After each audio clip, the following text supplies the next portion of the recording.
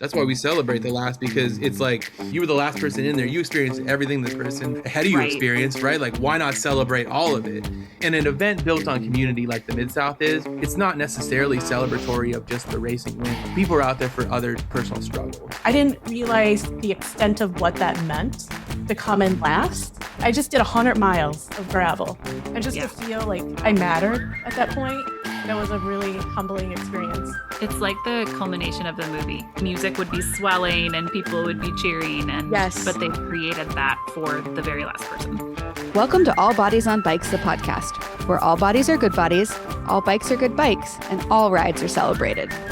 All Bodies on Bikes is a movement to create and foster a radically inclusive bike community. So join your hosts, I'm Ellen. And I'm Marley. As we explore the complexities of the biking world. Help us break down barriers and create the world that we want to see. Come along for the ride. Hello, hello. Welcome back to the All Bodies on Bikes podcast. This is Ellen, and today is the third episode in our 3-part series on the Mid-South gravel bike ride. You cannot talk about the Mid-South without talking about their now infamous DFL Dead Fucking Last party. So we invited two of our favorites on to talk about it. Jarrod Alder tells his story of the muddy ride that sparked the first party back in 2017, and Beth McBride shares her experience as being the most recent DFL rider. She earned her designation back in 2024, but because the event was canceled last year, she has yet to pass the torch. This year, All Bodies on Bikes has teamed up with the Mid-South and Ride with GPS to host the DFL Party, and we are so excited for some of the ideas we have up our sleeve. If you're going to be at Mid-South, come find us and celebrate the last person to cross the finish line with the biggest party and the most joy you have ever seen. Here's the conversation with Beth, Marley, Jarrod, and me. Let's talk about a DFL party. To be weird with it, I would not have had the mental capacity or ability to do any of what I've done in the last 8 years of my life without my first Mid-South experience. So go on. For whatever it is, you know? Let's dig into that. For sure. I mean, 2014, Jarrod had no self-esteem. And I met some folks, Kyle Kelly and John Watson and Sean Talkington at Interbike in Vegas. And that was the first little start of me accepting that I am valuable. And then a few years later, I met Bobby. We were at a dealer event for salsa, and we were climbing up to 8,000 feet. And I'm from the East Coast. So I was just choking on glass, right? And Bobby, I knew about Mid-South because it was muddy the year before. And I was like, that looks crazy. I like crazy shit. Well, Bobby said, I know you could do it. I didn't really take that as oh yeah, just come do the ride, bud. I was like, no, this dude fucking believes in me, and I am going to start believing in myself. So hopped on a plane. Mid-South was way small. I think there were 1,300 people that signed up that year or something. What year was this? Was this 2015? 17. 2017, my first Mid-South. So set off. Someone at Salsa sent me a frame, packed poorly because of the weather. It said it was going to be 60 degrees and maybe a little bit of rain, which is, we know how Mid-South weather is. It's all a lie. I was going to say, if you started from the East Coast, you believe the forecast. Yeah, I sure did. It was a lie. So the warmest thing I had was a 6-inch high thin wool sock. I had some Giro Terraduro shoes. You could blow on them and feel the wind. And knee warmers and arm warmers and one not waterproof jacket. I just packed for worst case scenario, 60 degrees. So overnight, it went down to 33, 34 degrees and raining. I just wore what I had. I had nothing else, right? And so get going, and I met a friend, Matt, goes by Cheese. We depart, and we're just joking about how we were going to be dead last because it was we were almost couched to it. I did a little bit of trainer rides, but Pennsylvania is super snowy back when we had snow. So I was I'm mentally prepared, right? Because I had someone tell me that I can do this damn thing that I didn't believe that I could do in most of my life. And I was just I'm finishing this thing. I don't really give a shit. The only thing that will keep me from finishing is a mechanical. Mile 13, my shoe blows apart. Full, looks like a cartoon. You put eyeballs on it and it's talking to you. Thin socks and a blown shoe and 33 degrees and really, really rainy is not great. We're hiking up this hill because our bikes are clogged up. Traditional, they were giving out mud sticks that year. I broke mine on that first hill, just trying to get it unclogged. And I did not, you hear this story of this mud, and I don't think people necessarily like understand exactly how nuts it is. It is sandpaper, it is peanut butter, Clay. it is crazy. So we're going and it just gets worse and just keeps getting more terrible. And we're just seeing people like side of the road the whole time, like pulling out, right? Like nonstop, like Jeeps are everywhere. It was just absolutely chaotic shit. And we're just making like bad jokes the whole time because we are in pain and you're carrying your bikes that are literally 60 pounds on your back for 4 miles because they're clogged up so bad. Jarrod, I have an And important question. yeah, what's up? I've only ever seen Cheese wear sandals. Did he have sandals on for this adventure? I think he had real shoes. Oh, okay. Sorry, continue. Yeah, no, it's good. So yeah, we're just like, we're passing people. We're soaked through, get to the halfway point. There are people hiding under ledges. Like this deluge of water is just coming from everywhere nonstop. Get there, everyone's pulling out. And I saw Crystal there and Wintle, who also co-founded the Mid-South. And I was just like, I like want to keep going. She's like, we want you to keep going if you want to keep going.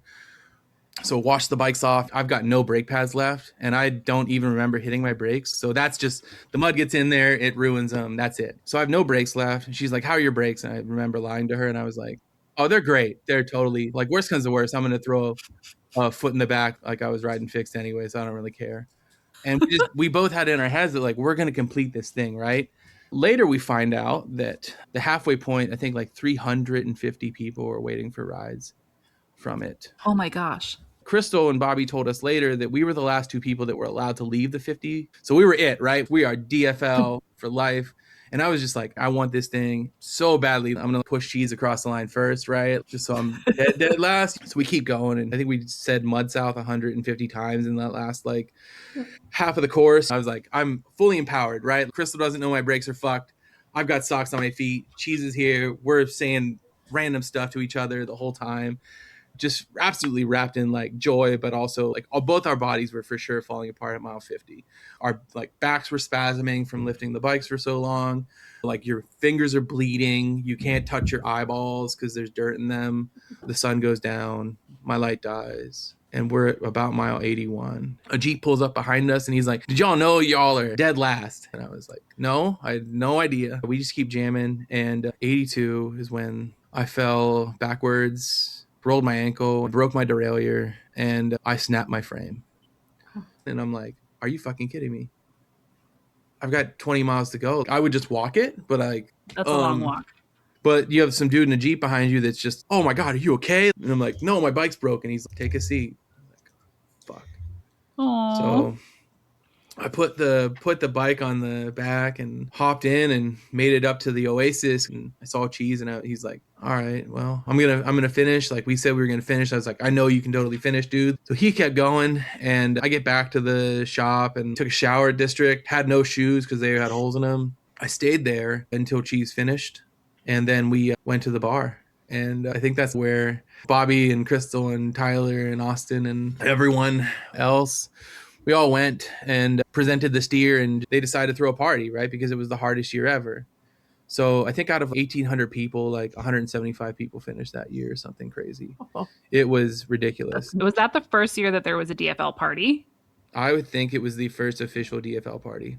So that is like the spirit that you had of, I'm gonna do the thing. Mm-hmm. That's why we celebrate the last, because it's like that person that like you were the last person in there. You experienced everything the same person like ahead of you experienced, right? Like why not celebrate all of it? And an event built on community like the Mid-South is, right? It's not necessarily celebratory of just the racing win, right? People are out there for other personal struggles, right? Like I continue to go back because of it helped me do something in my life every single year that I've ridden the Mid-South. And I think that's what like the takeaway from it is. It's not just a bike event for racers. Yes, there is that, right? But it is an event that celebrates every single person that rides it. And that, right? Bobby is there hugging people. Everyone at District loves the entire community that shows up the entire time. There isn't that type of magic and joy that exists at other events, like in that kind of scale, right? It just can't. And I think it's just Bobby showed me what hard is. That's the craziest gift. So do you know what's funny though, is there are a lot of events that try and emulate You can't fake it, the though. DFL and the community spirit. And it's like there is a magic around Stillwater and around the community of folks that Bobby and Crystal and that whole crew has cultivated that can't be replicated. And I almost feel bad because other events are trying and they're like, Marley, bring all bodies on bikes. We're gonna throw a party. And I'm like, no, we're not. We're doing it at Mid-South, and that's where we're doing it. Yeah. And the thing is too, it's like it's because it was all organic, right? No one was trying to make this thing be a thing. It just became the thing that it was. Like there's no world that you can replicate or recreate that magic because it wasn't something that was contrived. Like it just happened, right? If all of that bad shit the entire day didn't happen and there were so few finishers, would it have been as celebratory? It certainly wasn't as necessarily as celebratory like in the same fashion the next year when it was dry. But I think that in the same thing, there's still pain in that dryness, right? Everyone has a different feeling of it. So like, why not continue to celebrate that, right? We're not just celebrating wins from a whatever standpoint. Everyone has personal struggles and personal wins, and being able to celebrate the last person rolling across the line and show people that there's value in just fucking existing, like that is what's up. The DFL isn't about you've got the quote unquote worst time. It's about we were all here for different reasons and you finished it. You did it. You are as awesome as the first person to have crossed this line. Let's party. Absolutely. Let's celebrate that. Which go ahead, Marley. Oh, I was just gonna say, so since Jarrod's non-DFL DFL win, whatever you want to call it, in 2017. So acknowledgement. In my brain, you're a DFL. Well, like, there's a reason we reached out to you for this episode because in my brain, you are DFL. So since that time, it has gotten a little bit more formalized for the last, I guess, 2 years. And again, this year's our third year. All Bodies on Bikes is working with Mid-South and Ride with GPS to throw an official party. And just something you just said, Jarrod, you can't plan for it. It's an organic thing. We're realizing how true that is because it's like, what time do we tell people to show up? We have no idea. So it's like, we're going to start the party at a certain time and we're going to keep the party going for a long time because we don't know. Somebody could be there at 10 p.m. They could be there at 3 a.m. We have no idea.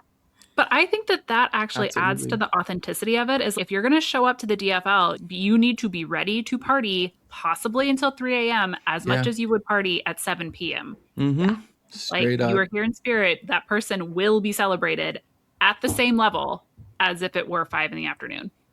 Yeah. Everyone that crossed the line, there's always like a micro party, right? Yes. Like everyone's got like either the Bobby hug or your friends are there waiting for you. Like on several occasions, like that was it for me. There were like, I had folks that I consider family that are friends at the line that were there to watch it happen. And that is just as magical. But in the same breath, like seeing everyone knows what it felt like to be put in a place of discomfort and move through that discomfort into a place that allows us to finish that race. And that's what we're celebrating, right? Like we are celebrating our power inside of ourselves in crossing that line. And that's what it's always been. Beth, hop in here. What was it like for you? Yeah, so I think for Mid-South too, I went into it knowing that I wanted to finish it, right? And I knew it was going to be hard work. But in my heart, I'm like, this is a place that I want to do my first century ride. And just, I didn't know much about Mid-South, honestly, going into it. What I knew was what my ABOB teammates had told me about it. That was just like this amazing event, this community event, this like very like loving gravel community. Up until that point, I had been riding. I was on the 2023 ABOB gravel team, but I had never been able to actually ride a century ride. And truly, that was my goal, was to be able to do a gravel century at some event. And I'm slow. I'm still slow, right? And it just was never like an option. And when I heard there truly is no cutoff time, I'm like, this is my time to do it. And I'm not going to be feeling like awful for being so incredibly slow. I'm just going to go and do it. So I think like even crossing that finish line, I knew there was going to be a party, right? I didn't realize the extent of what that meant to come in last. And I think I talked about this before. Like when we got into town, the Jeeps had lined up and they were like flashing their lights on and off at us. They were throwing firecrackers at us. There was people running down like the sidewalks as we came into town. You know, oh my gosh. It was like a really amazing experience to feel like I was worthy of that. I walked for sure, but I just did 100 miles of gravel. And just to feel like that I mattered at that point, that was a really humbling experience. It's funny because a lot of the photos from me, I'm just like ugly crying. I look so awful, but it was an overwhelming experience. And by far, I think that probably is my favorite experience ever, being on gravel. And it's something that I will carry forever, being there at that finish line. So yeah, I had a similar experience when I was DFL of it feels like a fever dream when I don't know about you, for you, Beth, but for me, when I realized I was DFL, I knew that there was going to be a party at the end. And so I like took a minute on that single track section I turned off all my lights. There were no Jeeps around me. And I just breathed for a minute. I was like, this is the last time it's going to be quiet. I'm going to like I actually have goosebumps talking about it, but just soak this in for a minute, because it does become so overwhelming when you're that last mile into town where the sheriff has its lights on, you can hear the finish line people, and it feels like a dream. Like I don't know how, but I had the wherewithal to like record sound from when I was coming into town. And sometimes I'll re-listen to that and I'm just like, what is this magic? It's like the culmination of the movie. It sounds like a movie. The montage would have the music would be swelling and people would be cheering, but they created that for the very last person. Yeah. And then dumping champagne. Oh, go ahead. Oh, I was just pissed about people. I've always seen the champagne spray for winners, and people don't know how to spray champagne. They like spray it once and then they just dump it on your head. And I'm cold, I'm wet, I'm hungry, I'm tired, and now I smell like booze. Cool. And now I'm sticky. Yeah, I totally had a lot of champagne all over me. Everything was just sticky. But I felt bad being in Marley's car because I was just drenched in champagne. Ugh. Yeah. Oh my God. I truly can't wait. Last year, I was so excited, right, to be there for the DFL. So it was sad that we didn't get to experience like the next person last year, but I'm super excited about it this year. I can't wait to see who it is. I can't wait for us to be there to welcome them in, because it's just going to be amazing. I'm excited to be on the other side, right? I'm going to welcome that person in. So we have some really fun things up our sleeve now that I'm like in with the organizers. So obviously we're throwing the party again, but the technology on the tracking side has gotten so good that like Ride with GPS is planning to basically, I don't know exactly how they're going to do it, and I don't want to talk it up too much in case it doesn't happen, but essentially have a live tracker on the last person. So folks at the finish line can see, cool, they're 10 miles out. Cool, they're 5 miles out. And we're working on this now, but our hope is for the last, like when they hit that 10-mile mark, that we're going to do free beer for the next hour or however long it takes for them to get into town. So really trying to garner support for people to come down to the finish line. And then hopefully if they listen to me, and I'd be curious to hear your thoughts on this, Beth and Jarrod, but they're going to send a media person out with that follow Jeep to just capture what it's like to be the last person and to come into town. Cause it's in my, like, that is seared in my like core memories as one of the most special things I've ever experienced. And I think to be able to capture that for a wider audience is going to be really powerful. Yeah, absolutely. Yeah, I love that idea. And I think I even had mentioned to Bobby too, I'd love to go out like on course and follow that last person, because I know what that feels like, right? And you have to wonder too, I felt this too, that being the last person, I also felt like the Jeep folks were great, but I still felt that weirdness. Jarrod, you were talking about your back spasming. For me, my back was also spasming. And so I would stop and stretch and take my time. And I just tried to operate as if there weren't a bunch of Jeeps following me. But at one point, the Jeep kind of crept up and they were like, "Are you okay?" And I was like, "Yes, I'm fine. I'm just taking a minute." But I felt bad because I felt like I was wasting their time. And they're like, "No, we live for this." I feel that. Here's some caution though. Don't let them see you squirming. I feel like they love pulling people out. They're like, "Oh, do you just need like a lift? Huh? You want a little? Do you want you want a ride?"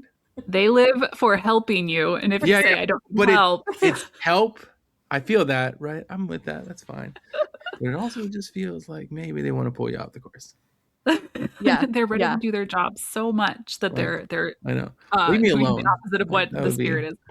I did want to ask though, I think, because what I was going to ask is it important that there is no time limit on the race in letting you enjoy it and letting you feel like it is okay to be DFL? But that feels in contradiction to what you are all saying now is, well, now there is actually some pressure on those last 10 miles. There's some pressure on this person to be on or to be filmed for those last few miles. So how does that all fit?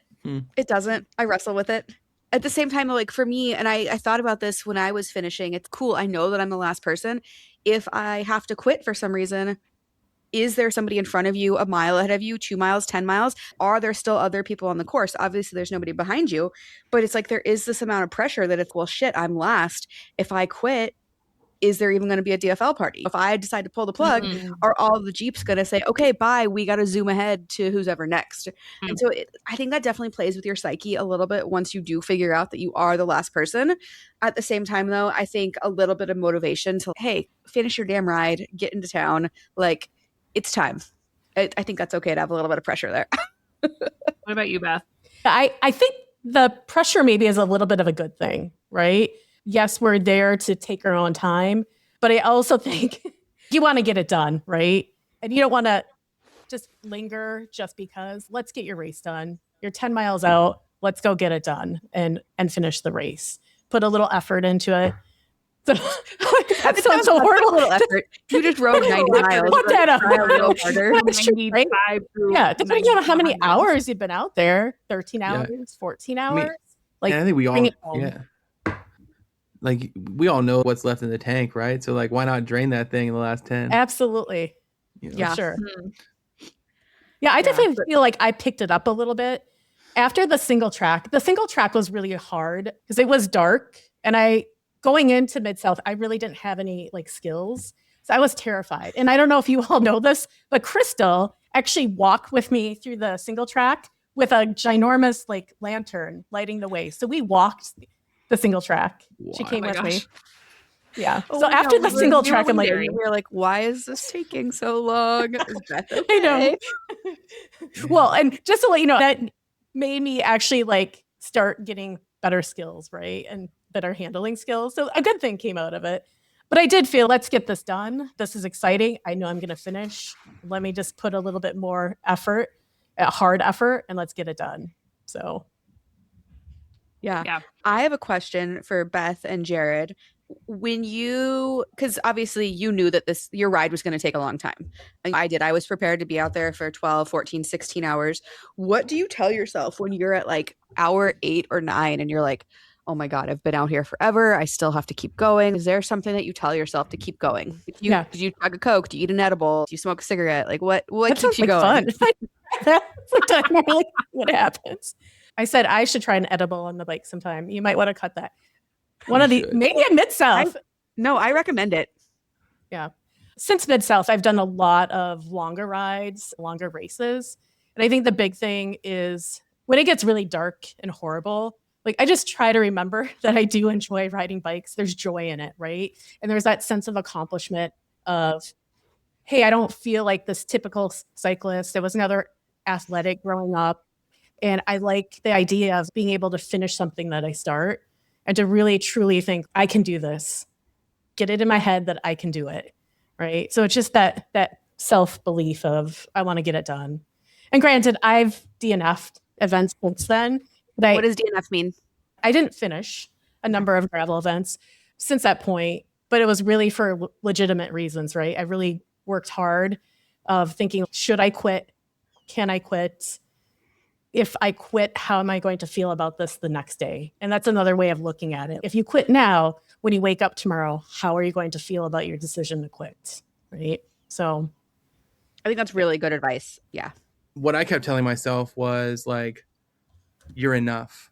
You're enough. You're enough. You're worth it. But I think we all can kind of like think that on the ride. We are enough and we're of value, and like it is worth it to complete that and know that you can complete it, because I think that puts us all in a position to attack things in our life from a daily standpoint. Like we all know that we can do these things because we did this hard thing. And that's why I said like I have to go to Mid-South almost every year, because I need that reset to know that I can accomplish the things that I choose to accomplish in life. And I want to talk a bit about how that helps more riders choose Mid-South at all, because that's something that we talked about on a couple of previous episodes. Is like not putting an end time on a race is what can help it be more inclusive. How does that influence why you choose Mid-South? Yeah, like obviously it's also just a vibe, but what does that do for opening the sport up to more people? I think it's a wonderful opportunity for folks like me and a lot of other people who can do it, but we're just slow, right, in the eyes of the cycling community. So I definitely, when I get a chance, when I meet new cyclists who are like, oh, we want to do a big event, we can't because we're so slow. I'm like, you really should look at Mid-South. And this is probably the best spot for you to go do your epic goal that you want to get done, right, on the bike. And you're going to be celebrated for it. And you're not going to be coming across the finish line where they're taking all the banners down and everybody's gone and all the food trucks are gone. This is the place to do it. It's going to be hard work, but you can definitely do it. And then you can be recognized for that hard work that you've done out in the bike. That's incredible. I wanted to add, you asked about what do you think about when you're out there and you're going into those deep, dark places? Something else I think about, and I've been thinking about it a lot more, is just the fact that I have that ability to be out on my bike.